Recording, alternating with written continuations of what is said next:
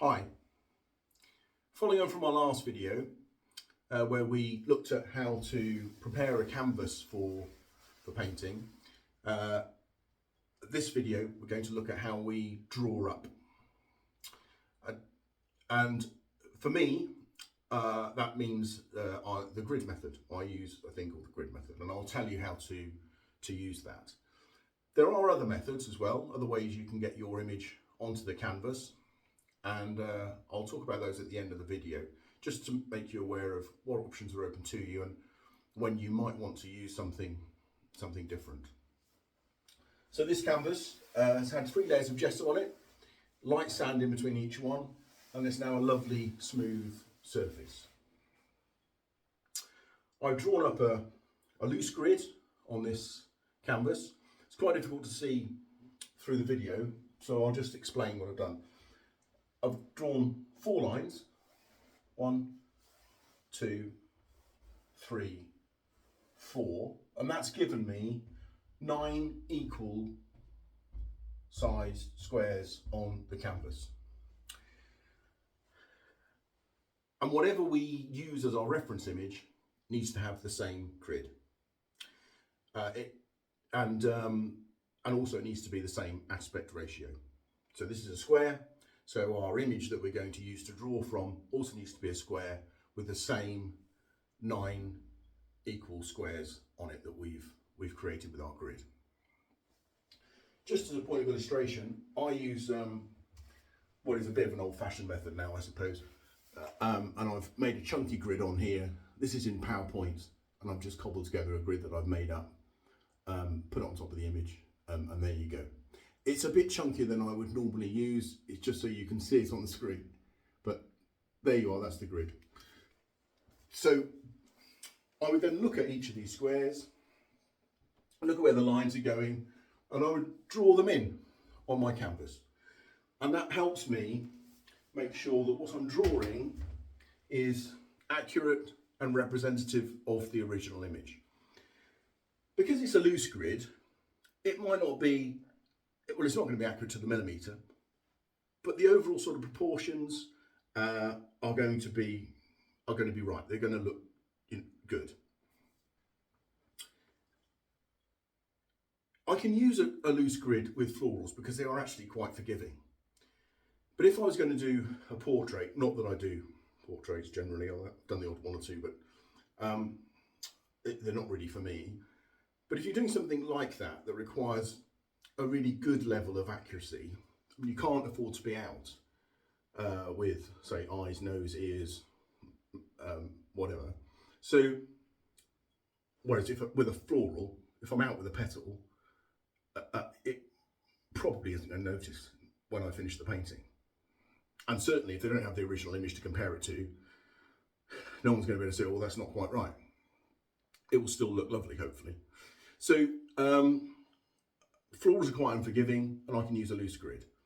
For something that requires a higher level of accuracy, I would probably do a tighter grid so it would have far more squares. And I know people that, artists who produce really quite detailed work that use the grid method. And they will have, their grid will be, 1 inch or a couple of centimetre squares as they go across, and they'll make sure they capture all the detail. And the grid that they're referencing from, or the image that they're referencing from, will have the same number of squares as their canvas. So the grid method, although a little bit laborious, does allow you to accurately represent any image on your canvas. It's very effective. If you're going to be, so I use a loose grid method, but if you're going to be drawing things like portraits, pets, machinery, that sort of thing, where accuracy is quite important if you're trying to generate a realism image, then a tighter grid will definitely be of use to you. The other thing I'd say as well is it's a grid, but it doesn't have to be. It doesn't really matter what you do as long as it's the same on both the canvas and the image, and the aspect ratio is the same. So it's a square the image is a square. But you could draw diagonal lines across. Some people do that. Then perhaps another line there, and you end up with a series of triangles. There are people that do that. It doesn't matter. If it works for them, it works for them. The important thing is it has to be the same. Aspect ratio the same. Same on the image. Same on the canvas. So those are that's how I do it, and those are the options open to you in terms of the grid method. But it would be remiss of me if I didn't talk about the other thing that people quite often use, which is a projector. I don't have any sort of strong views on the rights and wrongs of a projector, and I'm certainly not judgy about it. It's not for me. It just doesn't. I don't feel comfortable doing it, so I don't. But I have artist friends whose work I really admire, who use a projector to project an image onto a canvas. They'll do the outline, a couple of key bits and pieces, and then they'll start drawing up, more accurately. But they've got the broad sort of composition correctly arranged.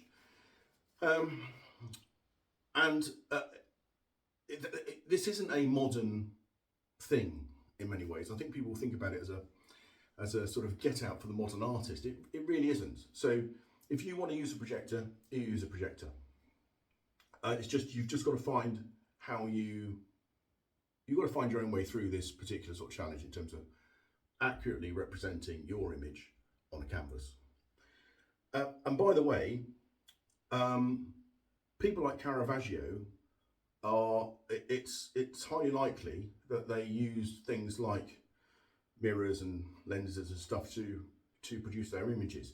In fact, David Hockney has written a book called The Secrets of the Old Masters, where he looks at this, and there's some quite good evidence for the fact that all the old masters used what was available at their time, and that can include things like the camera obscura and lenses and mirrors and all sorts of stuff. So it's not just a modern problem. Whatever you need to get your image accurately represented on your canvas, it's up to you.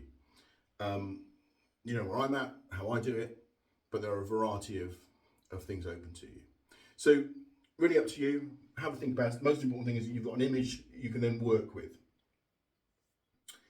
One last thing on it doesn't either, it would be the same for projection, but one last thing on the grid method, when I think of it, is that it's quite helpful to prevent errors. And that's important when you're using pencil and canvas, because it can get a bit messy if you start trying to correct and rub out and all the rest of it. If you've got a grid and you draw it on, then the chances are that it's going to be roughly right. If I was just going to start drawing up without the grid, then it's more likely I would make a mistake or see a line and go, oh no, I didn't want that there. So then I'm into correcting, and before you know it, the canvas is getting quite messy.